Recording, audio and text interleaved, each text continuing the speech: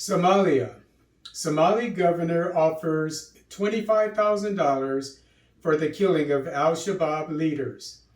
On Sunday, October 16, 2022, the governor of Hiran region, Ali Jeyte, announced an award of up to $25,000 to anyone who kills an al-Shabab militant.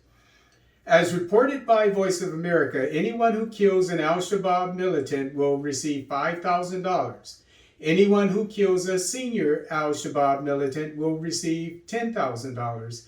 And anyone who kills a top leader of al-Shabab will receive $25,000.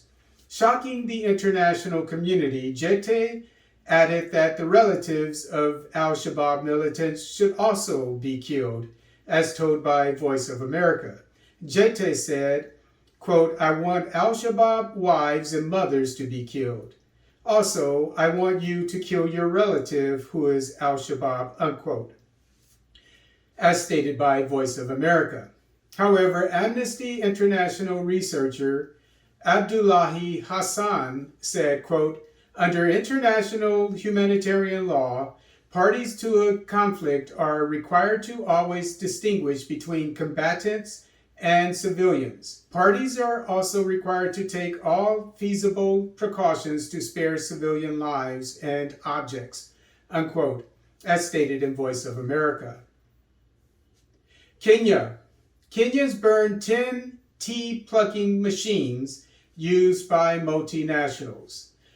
Multinational tea companies operating in Kenya have recently come under scrutiny for using machinery to pick their tea instead of laborers. According to Nation newspaper, 10 machines were set on fire on the Tagabi estate owned by Ekaterra Tea Company.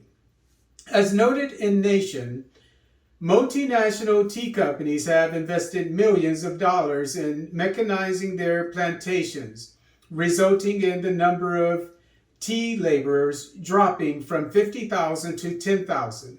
As specified in Nation, the governors of Kericho, Nandi, and Bomet asked newly elected President William Ruto to force the companies to revert to using laborers to pick their tea.